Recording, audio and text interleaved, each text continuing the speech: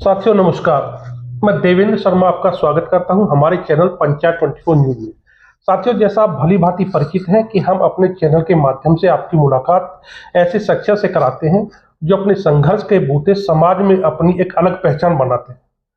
आज अपने चैनल के माध्यम से हम आपकी मुलाकात ऐसे ही शख्सियत से करा रहे हैं जिन्होंने अपने बूते पर राजनीति का एक युग कहे जाने वाले, विशेष रूप से शिक्षक राजनीति में एक युग कहे जाने वाले व्यक्ति को न केवल चुनाव में हराया, बल्कि अपने स्वयं के लिए उन्होंने शिक्षक कल्याण के लिए कुछ मानक भी तय करे।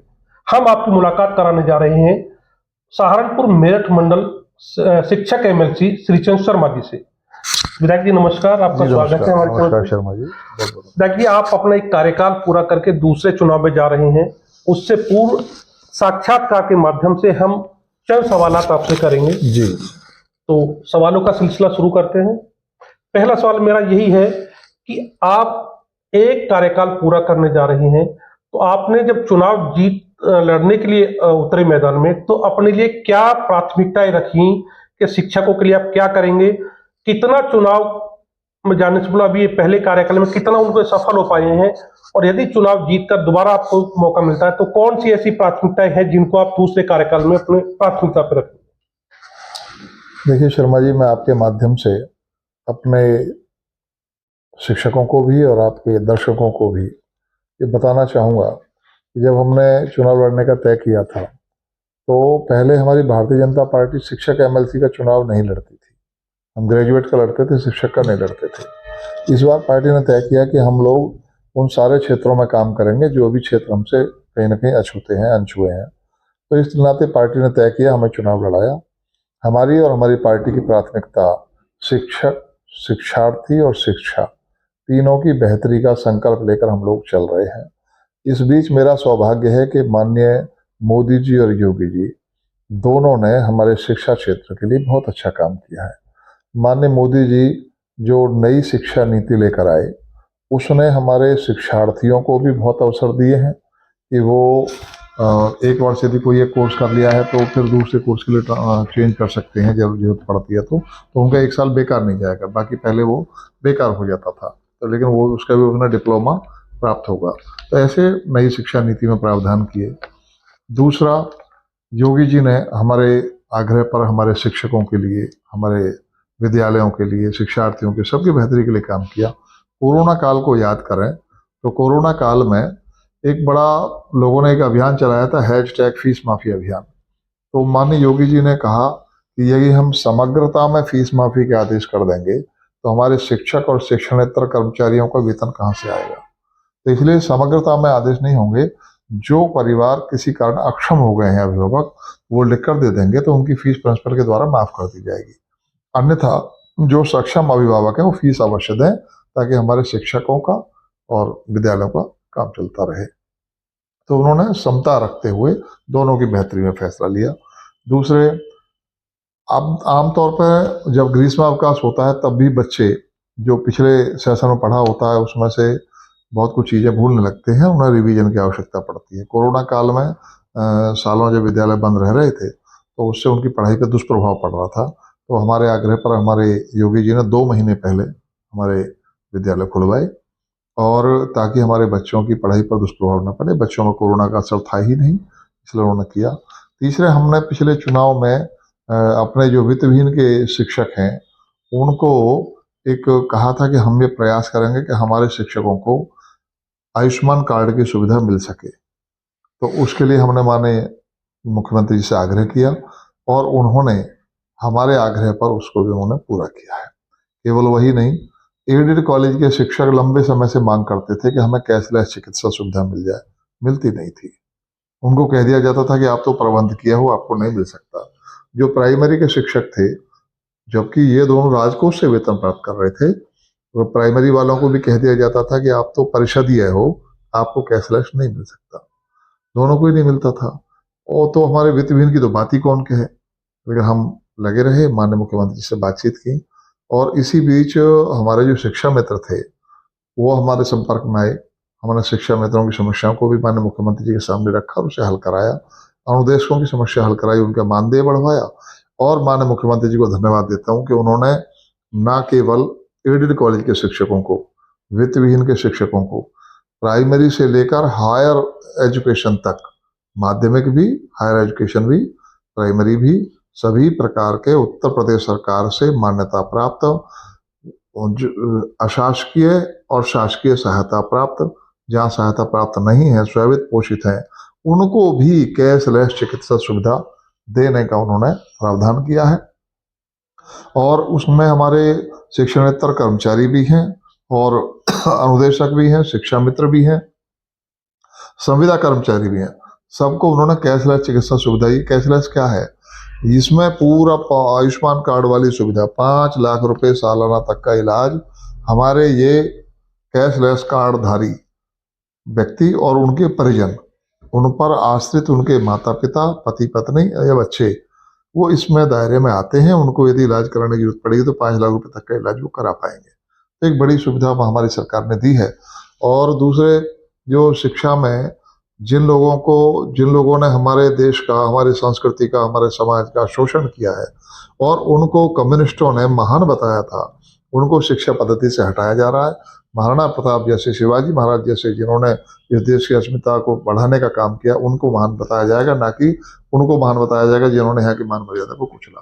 तो इसलिए हर क्षेत्र में हमारी सरकार ने काम किया है, चाहे वो शिक्षार्थियों का हो, चाहे वो विद्यालयों का हो या शिक्षकों का हो, सबका भला करने का काम किया है। जब आप बोल ठीक, तो इसी बात को मैं आगे पूछता हूं कि अभी अगले चरण के लिए ऐसी कुछ चीजें इस कार्यकाल में छूट गई हो, व्यस्तवास, सरकार की नीति कारण या कैसी भी, जिनको आप चाहेंगे कि शिक्षकों के लिए अगले चरण में आप प्राथमिकता से करना चाहेंगे?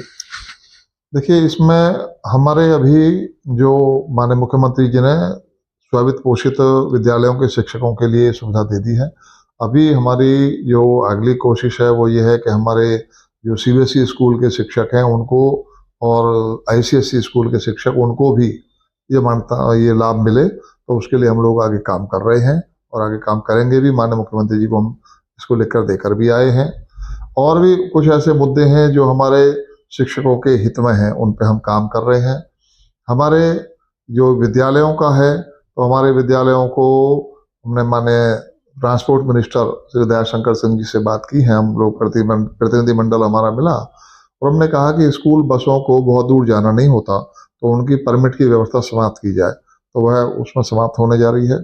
और दूसरे, हमारे शिक्षकों के लिए कुछ ऐसी सुविधाएं प्राप्त हों जिससे उन्हें, जैसे हमने एक ये विषय दिया कि कई बार घटना घटती है, मान लो किसी कंपनी में कोई कर्मचारी गलती करता है तो मुकदमा मालिक के खिलाफ तो दर्ज नहीं होता, कर्मचारी के खिलाफ ही होता है।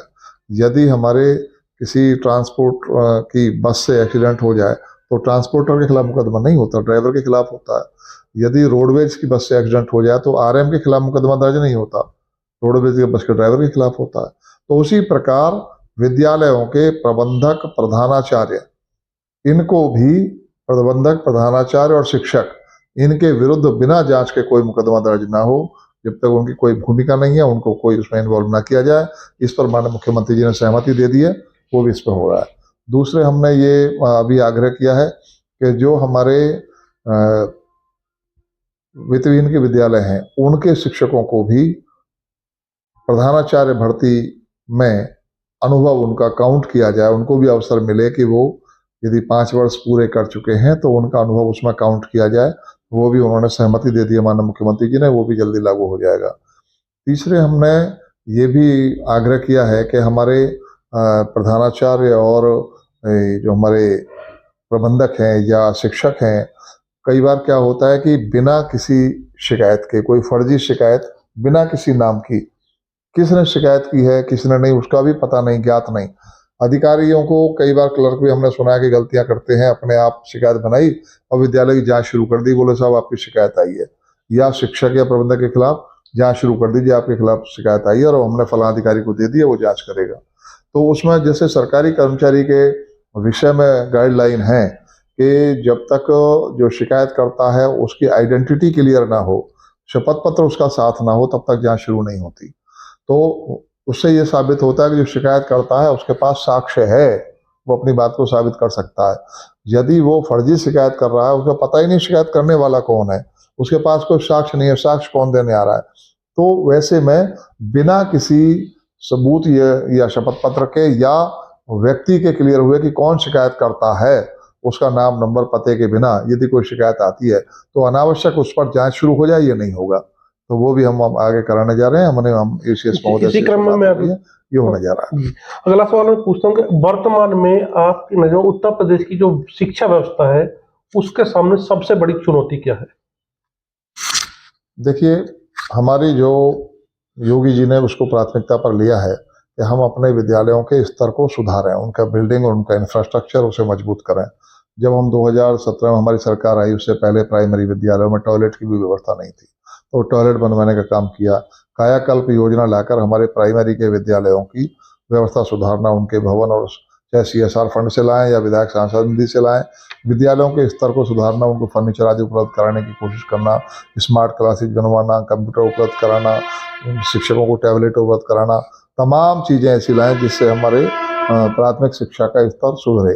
दूसरे, माध्यमिक विद्यालयों में ऐसे बहुत सारे विद्यालय हैं जो 50 साल पहले, 70 साल पहले बने थे, अब वो जर्जर होने लगे। प्रबंध कमेटी वहाँ इतने संसाधन नहीं जुटा पा रही कि उनको दुरुस्त कर सके या नए ढंग से बना सके। तो माननीय योगी जी ने 500 करोड़ की व्यवस्था की अलंकार योजना के तहत कि हम इन विद्यालयों के स्तर को संवारने के लिए पहले 50% की व्यवस्था की गई थी कि यदि प्रबंध कमेटी 50% पैसे का इंतजाम कर लेती है तो 50% हम दे देंगे, वो भवन निर्माण कर ले नया। और फिर जब देखा कि 50% भी नहीं कर पा रहे तो 25% के लिए कह दिया कि आप 25% की व्यवस्था प्रबंध कमेटी कर ले, 75% सरकार दे देगी, वो प्रावधान बनाकर दे दें प्रस्ताव। तो और उस 25% में भी ये छूट दे दी कि उसमें सांसद निधि, विधायक निधि के प्रस्ताव भी वो जो प्रस्ताव लिख के देंगे, जैसे मान लो हम लिख के देते हैं कि यदि इनका प्रस्ताव स्वीकृत होता है तो 5 लाख रुपए मेरी विधायक निधि से ले लिया जाए, दूसरे लिख के देते हैं कि 5 लाख, तो वो पैसा भी प्रबंधकीय सहयोग माना जाएगा। तो सरकारी धन को भी उनके सहयोग मानते हुए तो ये विचार किया है कि हम इन विद्यालयों के स्तर को संभाल सकें, उस पर हमारी सरकार का बहुत जोर है। नई शिक्षा नीति बनी, काफी चर्चाएं हुई, इसके क्रियान्वयन को लेकर के आपका क्या दृष्टिकोण है? मतलब कितना आसान है, कितनी चुनौतियां आ सकती हैं?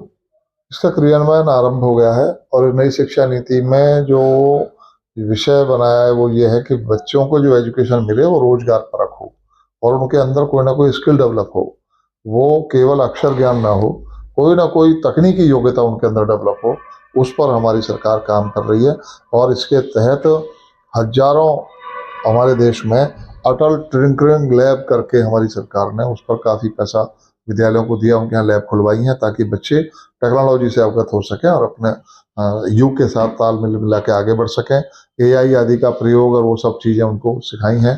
ऑनलाइन एजुकेशन का भी प्रभाव बढ़ाया, जो अच्छे शिक्षक हैं उनकी वीडियोज बनाकर वो भी बच्चों तक भेजने का काम ये सब किया गया है। तो बहुत कुछ उसमें काम हो रहा है, आप देख रहे होंगे, नैपुण्य आदि के सुधार काफ़ी काम हो रहा है। अभी पहले चरण में कुछ चुनौतियां आ रही हैं क्या इस नीति को लागू करने देखिए, में? इंफ्रा मजबूत करना और उसके लिए योग्य शिक्षकों की नियुक्ति करना या योग्य शिक्षकों की उपलब्धता सुनिश्चित करना, ये थोड़ी सी चुनौती है, उसको ठीक किया जा रहा है।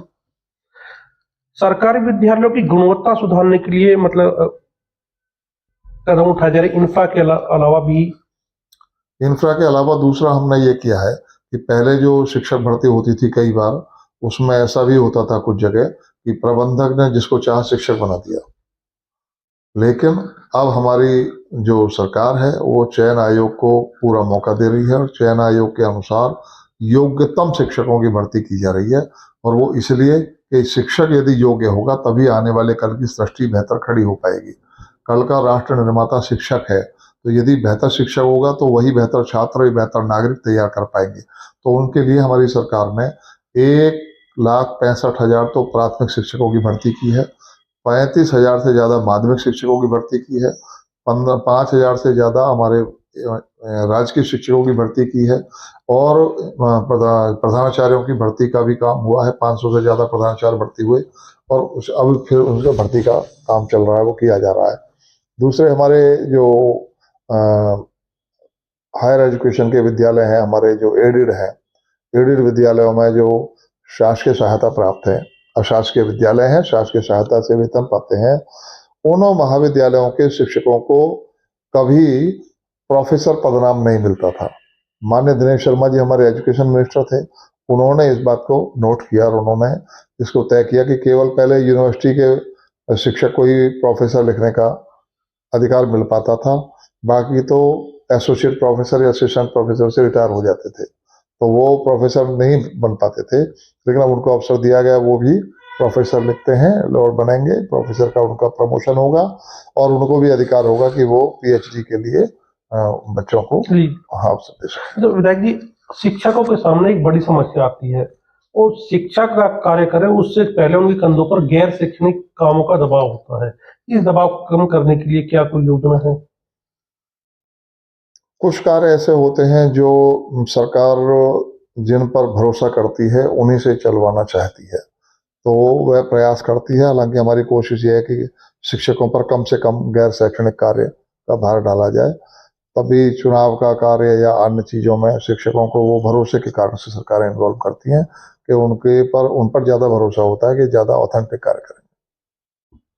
मेरा अगला सवाल है कि विभाग में बड़ी संख्या में अस्थायी शिक्षक, संविदा कर्मी होते हैं, उनके कल्याण के लिए क्या वो कुछ जैसे मैंने अभी बताया कि एक तो उनका मिनिमम वेज तय किया जा रहा है कि उनको इतना वेतन मिलना ही चाहिए, और दूसरे उनको भी कैशलेस चिकित्सा सुविधा में लिया गया है और संविदा कर्मियों को भी कैशलेस की सुविधा का लाभ मिलने वाला उनका भविष्य थोड़ा सुरक्षित हो सके, क्योंकि सभी तो शिक्षा मित्र जाकर के परमानेंट नहीं हो जाते हैं, बहुत से शिक्षा मित्र होते हैं, लेकिन धीरे धीरे वो आयु बढ़ती है, तो उनका भविष्य सुरक्षित हो सके इसके लिए कोई उस पर जो बेहतर हो सकेगा वो बात करेंगे सरकार से। कुछ तो उनके लिए बेहतरी के लिए आयोग गठित किया गया है, तो आयोग के माध्यम से उनकी चीजें हल की जाएंगी। ये भी योगी जी ने किया है कि आयोग गठित कर दिया है संविदा कर्मियों के लिए, और वो उनकी सुख सुविधाओं का ध्यान रखेगा। टीचरों की टीचर की पदोन्नति, उनके ट्रांसफर और सेवा संबंधी समस्याओं को लेकर के आपका क्या दृष्टिकोण है? क्योंकि ट्रांसफर को लेकर भी और विशेष रूप से अंतर विद्यालय ट्रांसफर को लेकर के भी अंतर जनपदीय या अंतर जनपदीय देखिए, हमारे ट्रांसफर पॉलिसी को हमारी सरकार ने बहुत सरल किया है। माननीय दिनेश शर्मा जी पॉलिसी बना गए थे, उसको फिर आगे बनाया है। पहले कुछ लोग हाई कोर्ट चले गए थे, इसलिए उस समय इम्प्लीमेंट नहीं हो पाया था, बाद में हुआ है। जो हमारे माध्यमिक के शिक्षक हैं उनको वन टाइम स्थानांतरण का अवसर मिलता है, तो उसको पहले क्या होता था कि दोनों तरफ के प्रबंधकीय तंत्र की एनओसी होना आवश्यक था, और फिर वहाँ के डीआईएस की भी, वहाँ के जेडी की भी, प्रशासन से हो गया नहीं, ऐसे होने दोनों जगह से पूरा तंत्र उसको करता था, तो उसमें बड़ा लंबा समय और बड़ा एनर्जी वेस्ट होती थी शिक्षक की। और ये तो बहुत हमारी आसान भी सरकार, नहीं होता। हाँ, हमारी सरकार ने ये व्यवस्था बना दी कि अब जिस विद्यालय में शिक्षक कार्यरत हैं केवल उसी विद्यालय की एनओसी चाहिए, वो भी ऑनलाइन। अब ऑनलाइन पोर्टल होगा, ऑनलाइन पे ही वहाँ हमारे प्रधानाचार्य या प्रबंधक वहाँ के एनओसी दे देंगे कि इन शिक्षक के जाने पर हमारे विद्यालय के बच्चों के शिक्षण कार्य पर दुष्प्रभाव नहीं पड़ेगा। तो फिर उन शिक्षक का जहाँ पर वो जाना चाहते हैं वहाँ यदि उनका आरक्षण और उनका जो विषय है वो सब्जेक्ट वहाँ पर रिक्त है, तो उनका स्थानांतरण ऑनलाइन ही हो जाएगा। इसमें किसी को कुछ कहने सुनने की जरूरत नहीं पड़ेगी। ये बड़ी सुविधा उनको दे दी गई है। ये पेंशन को लेकर, ओल्ड पेंशन स्कीम और न्यू पेंशन स्कीम, इसको लेकर के कुछ भ्रम की सी स्थिति होती है, इस पे आपका रुख क्या है, इसे जरा समझिए। देखिए, 2004 में जब ये नेशनल पेंशन स्कीम आई थी, जिसको हम न्यू पेंशन स्कीम कहते हैं, ये नेशनल पेंशन स्कीम जब आई थी तो उस समय केंद्र सरकार ने राज्यों को ऐच्छिक रूप से इसे अपनाने के लिए कहा था। जो राज्य अपनाना चाहें अपना लें, जो ना अपनाना चाहें उनकी मर्जी। तो उस समय, लेकिन उसमें यह भी कहा था कि हम जो राज्य सरकार अपनाएंगे उनको ये अनुदान अतिरिक्त मिलेगा। तो उस समय की सरकारों ने, केवल 2 प्रांत ऐसे रह गए थे जिन्होंने अपनाया नहीं था, तो उसमें आप पता करके देख लीजिए, पश्चिम बंगाल और कर्नाटक के 2 प्रांत रह गए थे। तो पश्चिम बंगाल में शिक्षक का वेतन आज भी वो 35-40 हजार है, और हमारे यहाँ 1.25 लाख 1.5 लाख तक वेतन शिक्षकों का पहुंच गया है। उस समय के तत्कालीन जो शिक्षक नेता थे वो और कर्मचारी नेता थे, उन सबको लेकर मुलायम सिंह जी ने एक कमेटी बनाई और उसको कहा कि आप तय करके बताइए कि एनपीएस लागू करना चाहिए कि नहीं करना चाहिए। तो उस समय की उस कमेटी ने ये प्रस्ताव दिया कि ये उचित है और ये लागू करना चाहिए। न्यू पेंशन स्कीम अच्छी है, नेशनल पेंशन स्कीम, इसका लाभ अच्छा है, ये लागू होना चाहिए। और उन्होंने खुद कॉलेजों में घूम घूम कर भी प्रचार किया कि हमने इसे लागू करा दिया है। तब 1 अप्रैल 2005 से एनपीएस लागू हुआ।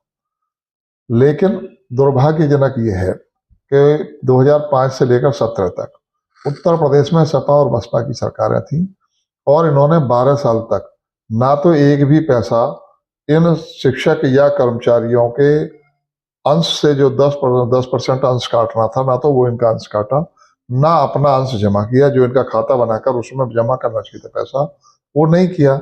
उसका दुष्परिणाम ये आया कि जो 2005 में किसी को जॉब मिल गई और 2019-20 में वो रिटायर हो गया, तो जब उसके खाते में जमा ही कुछ नहीं हुआ तो उसे मिलता ही क्या।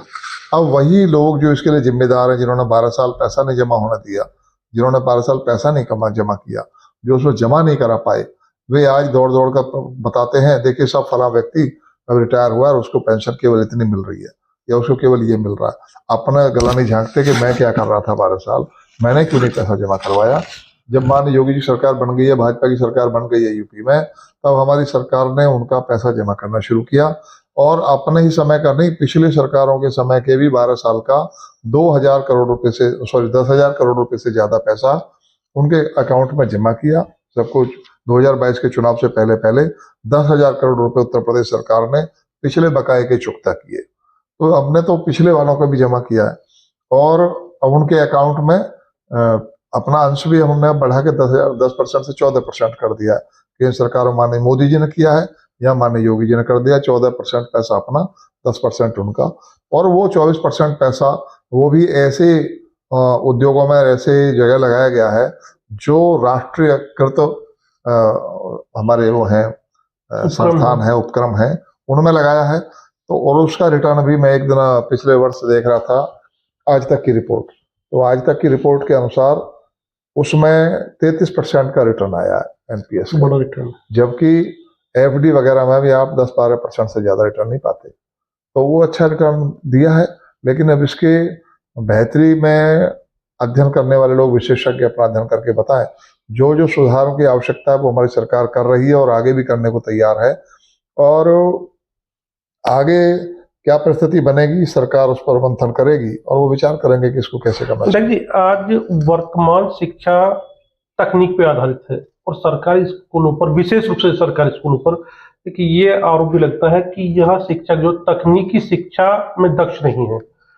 तो इस डिजिटल शिक्षा के दौर में शिक्षकों के अपग्रेडेशन के लिए मतलब कि क्या योजना रहेगी, सरकार की कोई नीति है? इसमें हमारी सरकार आईटीआई जो है हमारे, उनको उन्नत करा रही है। 500 करोड़ से ज्यादा तो टाटा कंपनी ने दिया। उसके सहयोग से हम जो गवर्नमेंट आईटीआई हैं उनकी वर्कशॉप वर्ल्ड स्तर की बनाई जा रही हैं और उनमें बच्चे अच्छी तकनीक सीख सकें, उसके प्रबंध किया जा रहा है।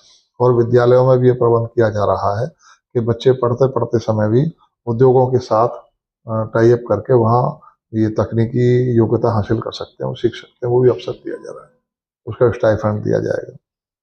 शिक्षा को लेकर देश में दो तरह का माहौल देखा जाता है, ग्रामीण परिवेश और एक शहरी परिवेश। शहर के स्कूलों को देखें तो उनका स्तर एक अलग तरीके का, ग्रामीण में वो नहीं है। दोनों के बीच थोड़ा अंतर है।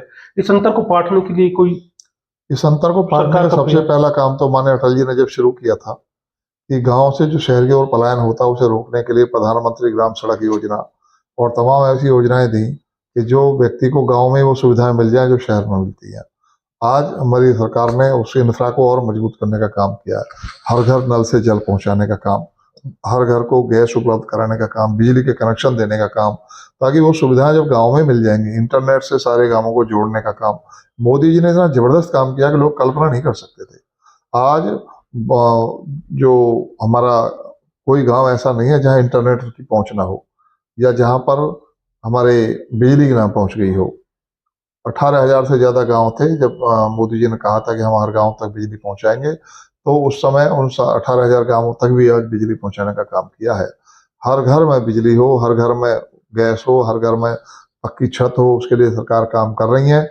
और आगे भी प्रयास किया जाएगा कि गांव के व्यक्ति को गांव में ही वो अवसर मिल जाए जिन्हें वो तलाशता है शहर में। इंफ्रा इतना मजबूत किया जा रहा है कि आदमी शहर की तरफ क्यों जाता है कि यदि मुझे जरूरत पड़े तो रोजगार के लिए किसी के लिए मैं थोड़ा कम समय में वहां पहुंच जाऊं, तो उसकी सड़कें इतनी अच्छी हो जा रही हैं कि वो वहीं से वो कर पा रहा है। मैं खुद आज तक गांव में ही तो हूँ। और अब तो ये जहाँ आटा है वो डाटा भी पहुंचा दिया। हाँ, सही बात है। डाटा तो एक अब छात्रों से जुड़े पेपर बात करते हैं। एक तो पेपरों में नकल को लेकर और पेपर लीक जैसे मामलों को लेकर के आपका दृष्टिकोण क्या है? ये गलत है, नहीं होना चाहिए। इस पर हमारी सरकार का आज से नहीं, हमारी सरकार, हमारी पार्टी का दृष्टिकोण पहले से ही स्पष्ट है।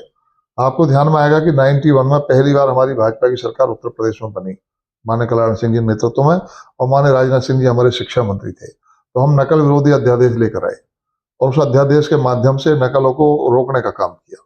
लेकिन जो नकल माफिया थे उनको तो बड़ी बेचैनी हुई, परेशानी हुई, और समाजवादी पार्टी सरकार के मुखिया जो थे उन्होंने अनाउंस किया अपने घोषणा पत्र में कि हम जब सरकार में आएंगे तो नकल विरोधी अध्यादेश को समाप्त करेंगे।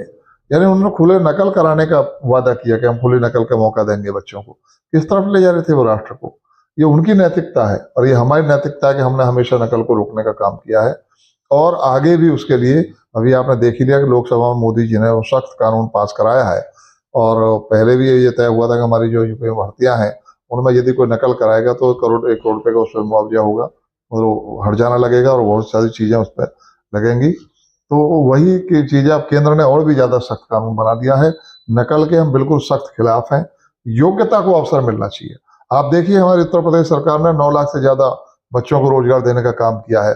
आप एक व्यक्ति बता दीजिए जो अर्ची खर्ची पर्ची के द्वारा लगा हो या किसी की सिफारिश पे लगा हो, किसी सांसद विधायक की सिफारिश पे लगा हो। जो बच्चे योग्यता रखते हैं उनको अवसर मिला है। तो इसलिए हमारा तो स्पष्ट स्टैंड है, इसमें कोई कहने का विषय नहीं। विधायक जी, छात्र परीक्षा देते हैं, उनमें वो कई तरह के मानसिक दबाव और इस तरह के माहौल से गुजरते हैं, इसको लेकर के आप क्या कहें? देखिए हमारा, फिर मैं बता रहा हूँ कि माननीय मोदी जी ने, आपको ध्यान दिया होगा, मोदी जी ने परीक्षा पे चर्चा कार्यक्रम आयोजित किए। परीक्षा के तनाव से बच्चे मुक्त रहें, उनकी काउंसलिंग करने का काम किया। हमारे शिक्षकों को, प्रोफेसर्स को भी कहा गया कि वो बच्चों को तनाव मुक्त रखने में अपना सहयोग दें, और वो कर रहे हैं।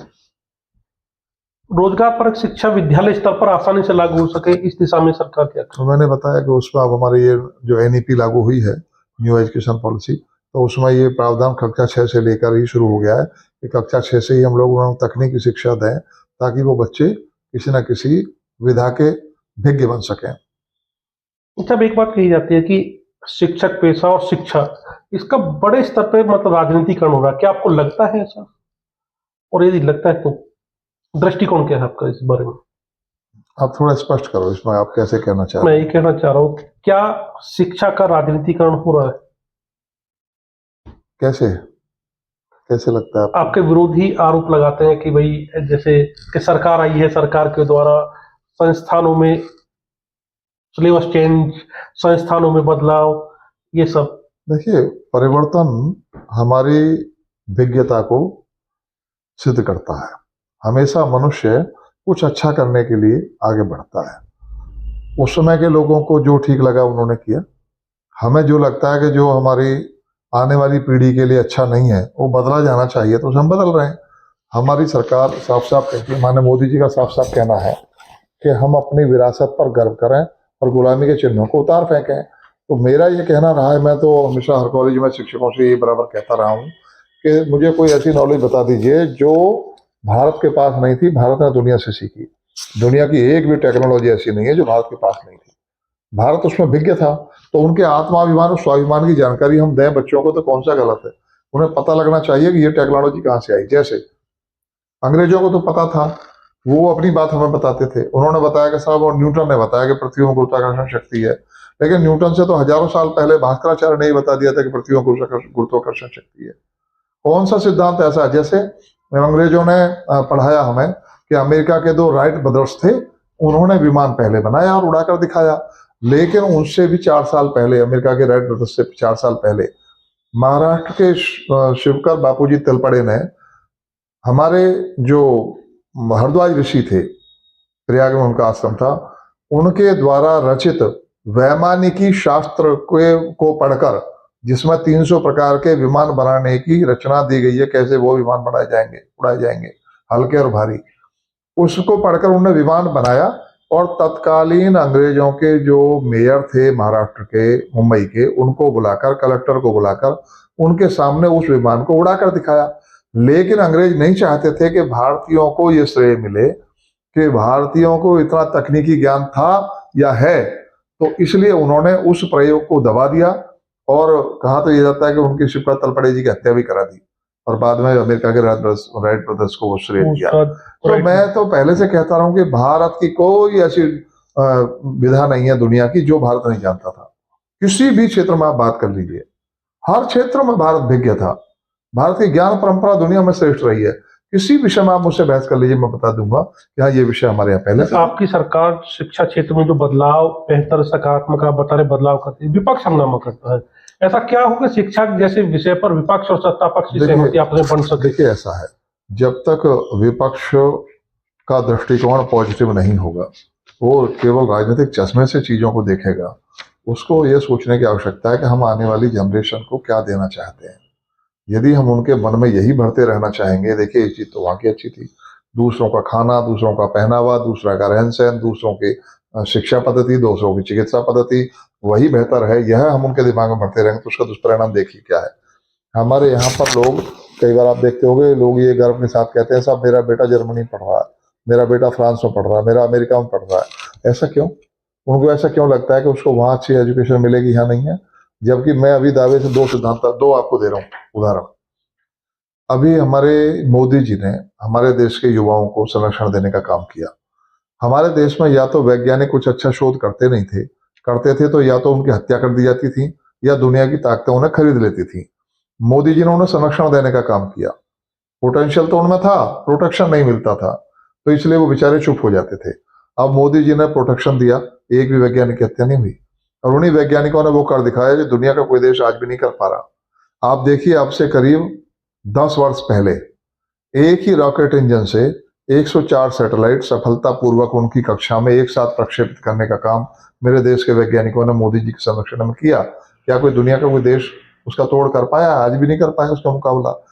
चंद्रमा के उत्तरी ध्रुव पर तो हमसे पहले भी कुछ देश पहुंच गए, लेकिन चंद्रमा के दक्षिणी ध्रुव पर जो चंद्रयान 3 पहुंचाने का काम हमारे देश के युवाओं ने, हमारे देश के वैज्ञानिकों ने मोदी जी के नेतृत्व में किया है, क्या कोई दुनिया का देश कर पाया उसका मुकाबला? आज तक भी नहीं कर पाया। और बड़ी बात तो ये है कि इनकी, जिनके मैंने आपको बोला, ये दोनों प्रयोग करने वाले वैज्ञानिक इसी देश के शिक्षण संस्थानों से पढ़े हुए, इसी देश के शिक्षकों के द्वारा पढ़ाए गए बच्चे, इसी देश के सिलेबस के द्वारा पढ़े गए बच्चे हैं जिन्होंने ये सब कर दिखाया। वो कोई ऐसा नहीं है कि कोई दुनिया में कहीं पढ़ के आए हों। तो भारत के अंदर ज्ञान विज्ञान का अभाव नहीं है, पोटेंशियल का अभाव नहीं है। तो ये जो हमारे दिमाग में भरा हुआ है, आपको ध्यान होगा कोरोना काल चल रहा था, वैक्सीन बनाने के लिए माननीय मोदी जी ने प्रयास शुरू किए, तो राहुल गांधी कह रहे नहीं, भारत की वैक्सीन पर कैसे भरोसा कर लिया जाए? ये उनकी मानसिकता, उन्हें भरोसा ही नहीं है कि हमारे देश के वैज्ञानिक बहुत अच्छा प्रयोग कर सकते हैं। और फिर भारत ने अपनी भी जरूरत पूरी की और दुनिया को वैक्सीन निर्यात करने का काम मोदी जी ने किया। एक विषय थोड़ा ही है, उनको तो आदत रही है कि आप विदेशों से आयात करो, मलेरिया की वैक्सीन आनी है तो बाहर से मंगाओ, कोरोना की आनी है उसकी वैक्सीन आनी है, आपकी पोलियो की आनी है तो बाहर से मंगाओ। अपना इजाद करने का स्वाभिमान ही नहीं। आज जो भारत दुनिया से शस्त्र आयात किया करता था, आज दुनिया को शस्त्र निर्यात करने का काम करता है। आज हम दुनिया को ब्रह्मोस मिसाइल निर्यात कर रहे हैं, आज हम लड़ाकू विमान निर्यात कर रहे हैं। ये है भारत। वर्तमान में जो शिक्षा पे बजट है, वो आपकी नजर में पर्याप्त है या इसमें कुछ और बढ़ोतरी अलग अलग क्षेत्रों में होनी चाहिए? देखिए, सुधार की तो आवश्यकता हमेशा रहती है। जो जो आवश्यकता पड़ेगी सरकार उसमें कहीं कोता ही नहीं बरतती। जो बजट की आवश्यकता है उनको दिया जा रहा है। कोई और क्षेत्र जिनका आप कह रहे हैं सुधार की आवश्यकता, कौन से क्षेत्र ऐसे हैं जिनमें अभी और काम करने की जरूरत है? देखिए, मोदी जी ने बहुत अच्छा अवसर देने का काम किया है कि प्राइवेट क्षेत्र में भी, जैसे हमारे अभी आपने देखा होगा कि प्राइवेट क्षेत्र का जो पूरी तरह से प्राइवेट क्षेत्र के द्वारा अभी रॉकेट लॉन्च किया गया है, जो हमारा वो गया है उपग्रह, वो काम करना शुरू करेगा। 450 किलोमीटर की ऊंचाई पर वो प्रक्षेपित किया है। पूरी तरह प्राइवेट सेक्टर है। तो यानी हर क्षेत्र में, हर टेक्नोलॉजी में हमारा देश के और हमारे देश के युवा आगे आए, उस पर काम मोदी जी और योगी जी कर रहे हैं। निजी विद्यालय और सरकारी विद्यालयों के ढर्रे और उनकी शैली, कार्यशैली में काफी अंतर है। ये इनके बीच की खाई कम हो, ये क्या काम इस पे किया जाना चाहिए और आपका इसका दृष्टिकोण क्या है? क्योंकि अभी विपक्ष ने भी सरकारी स्कूलों को उत्तर प्रदेश में बंद किए जाने का मुद्दा संसद में उठाया था, तो सर कौन सा विद्यालय बंद हुआ है? प्राइमरी पाठशालाओं को। कौन सा बंद हुआ? एक बता दो, आप तो पत्रकार हो, कोई बंद हुआ हो तो मुझे बता दो वो विद्यालय बंद हुआ है। विपक्ष के पास कोई डाटा नहीं है। कुछ नहीं है, एक विद्यालय बंद नहीं हुआ। हुआ क्या है कि जैसे मान लिया आपके चिठेरा गांव है, धूमानिकपुर गांव है, यहाँ मान लो 2 प्राइमरी स्कूल है 1 किलोमीटर की दूरी पे। एक में 50 बच्चे हैं, एक में 30 बच्चे हैं। 50 से कम एक में, 50 पर तो हमने एक रखा ही है, 50 से कम है यानी मान लो 40 बच्चे हैं, 45 बच्चे हैं, दूसरे में 30 बच्चे हैं। दोनों को एक जगह क्लब कर दिया, 76 बच्चे हो गए। दोनों के शिक्षक मानो 2-2 हैं दोनों जगह, तो 4 हो गए। 4 हो गए, चारों में घंटे डिवाइड हो जाएंगे, सब्जेक्ट डिवाइड हो जाएगा, तो वो सारे चारों के चारों बच्चों को ज्यादा अच्छे ढंग से पढ़ा पाएंगे। संसाधनों का बेहतर तो वो व्यवस्था करने का काम किया है। और उसके बाद जो भवन रिक्त हुआ उसमें बालवाड़ी खोलने का काम किया है।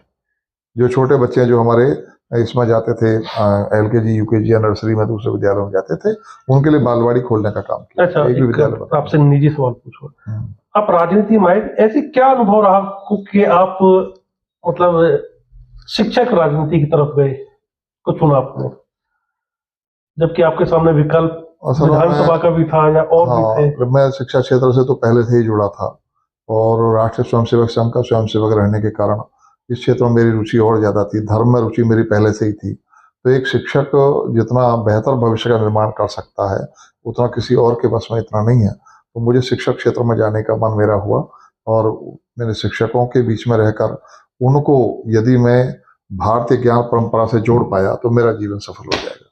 मैं इस उद्देश्य से वहां गया हूँ। यदि आपको शिक्षक के क्षेत्र में एक बहुत बड़ा बदलाव या सुधार करने का मौका मिल जाए, क्या बदलाव या सुधार करेंगे? जैसी जैसी आवश्यकता पड़ती रहेंगी वैसे बदलाव हम करते रहेंगे। मुझे पार्टी ने प्रदेश का शिक्षक प्रकोष्ठ का संयोजक बनाया, तो मैंने उन सब शिक्षकों की समस्याएं भी ली जो भले मेरे वोटर नहीं है लेकिन मेरे समाज के तो हैं, मेरे देश प्रदेश के तो हैं। तो हमने शिक्षा मित्रों का मानदेय बढ़वाने का काम किया, उनके और सरकार के बीच में जो तनाव था उसे कम करने का काम किया, अनुदेशकों का मानदेय बढ़वाने का काम किया। तो इनके लिए हमने माने योगी जी से मिलकर वर्क किया। अन्य जो भी क्षेत्र हमारे सामने हैं उन सब में हम लोग काम कर रहे हैं निष्ठापूर्वक, और आगे भी करते रहेंगे। हालांकि आपने शिक्षा के क्षेत्र में शिक्षकों के लिए समान रूप से काम किया, लेकिन कुछ लोग कहते हैं कि आपका झुकाव निजी शिक्षक और निजी विद्यालयों की तरफ अधिक होता है, आपका प्रेम ज्यादा है उनसे, ऐसा लोग कहते देखिए हैं। ऐसा है, कितनी सच्चाई है, क्या है? ऐसा है, मेरा प्रेम तो सबसे है।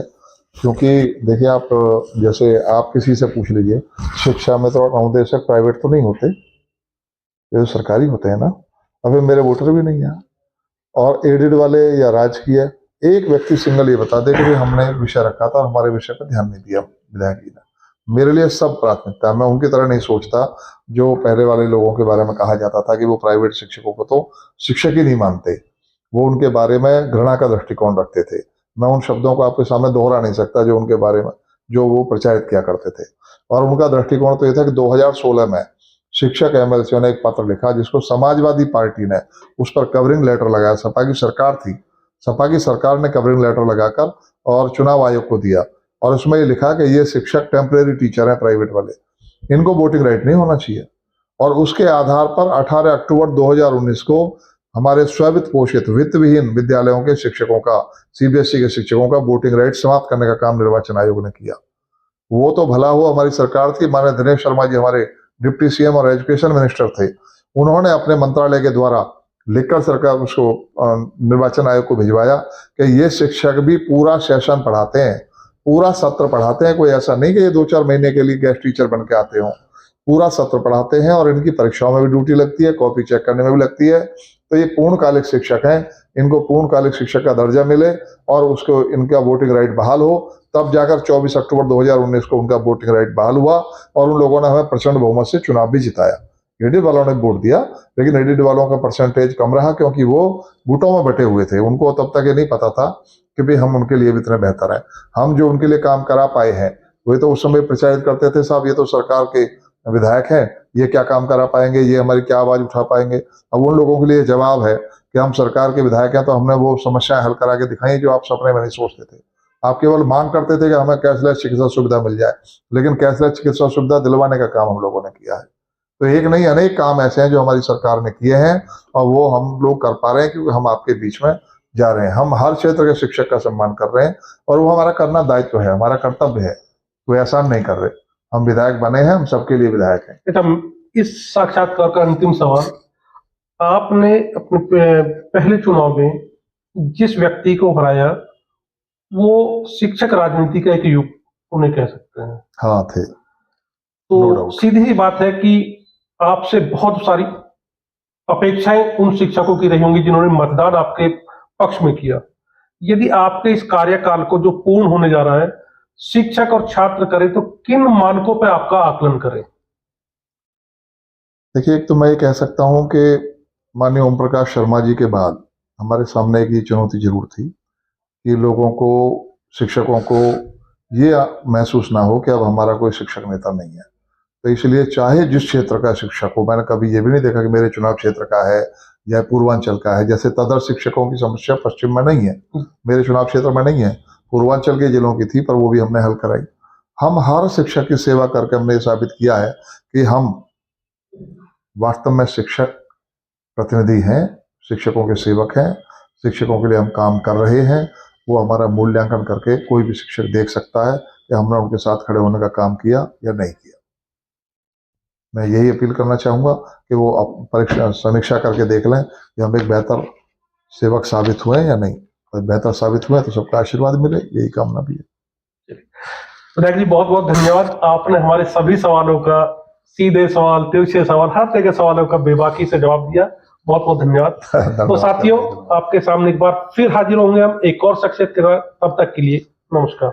नमस्कार।